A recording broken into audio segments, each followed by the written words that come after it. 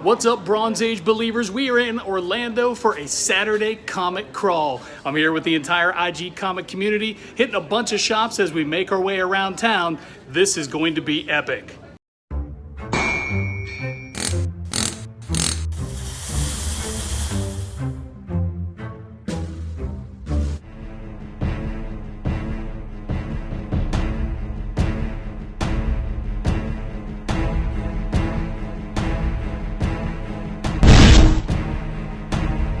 Time for the Comic Crawl Roll Call. First up, it's Puff Comics, the Cantonese Comic Kid, the Giving Legend, Stunning Steve, Super Dad Boat, Old Man Spider, Savage Sword of Conan, and variant cover king himself, Justice for Comics.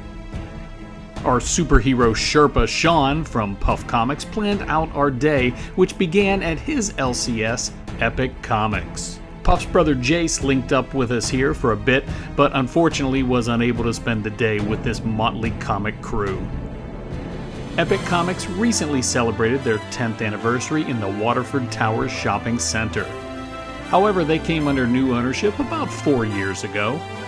The amazing artwork on the walls was drawn by the original owners and is entirely sketched and inked with Sharpies.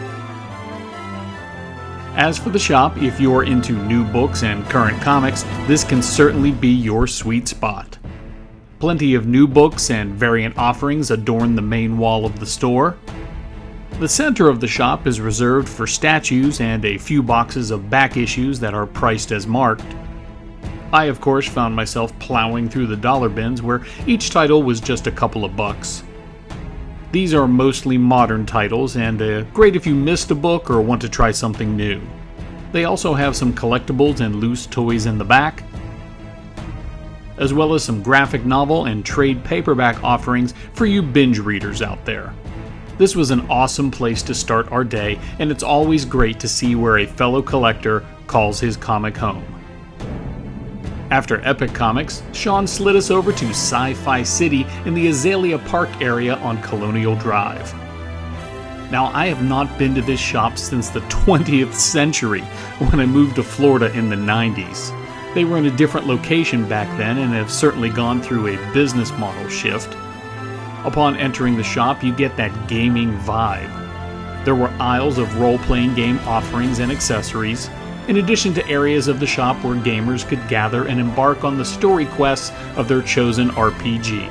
Not sure what the Dr. Octopus air conditioning was all about, though.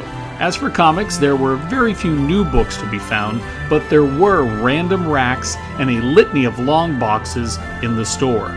All books were cover price, no matter when it was released, what first appearance might be inside, or what condition it was in. So if you're up for a search or like to chase comics for flipping purposes, consider beaming on down to Sci-Fi City.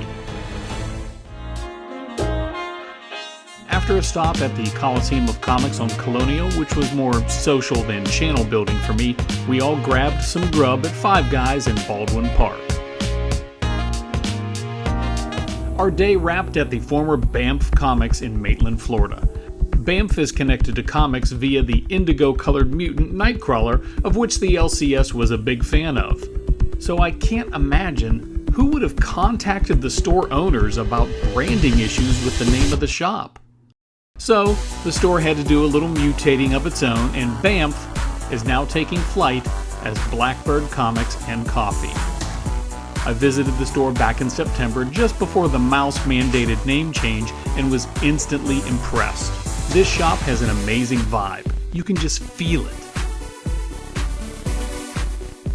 Typically, books and liquids don't mix, but Blackbird Comics and Coffee have this business model down.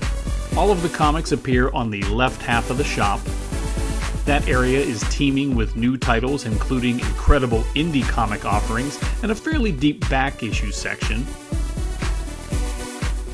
I absolutely love the quirky catchphrases posted around the shop to promote items that any collector might need. The right half of the store has a seating area where guests can order and enjoy coffee and other beverages, along with sandwiches and sweet snacks, all of which are made in-house. This half of the shop also gives way to vintage vinyl records where music fans can buy, sell, or trade. Plus, there are glass cases of action figures and statues, a row dedicated to Pops, because what's a comic shop without Pops? And also some regular reading offerings for all ages that you might find in a traditional bookstore. So let's soar around the shop and let you feed on this fantastic LCS.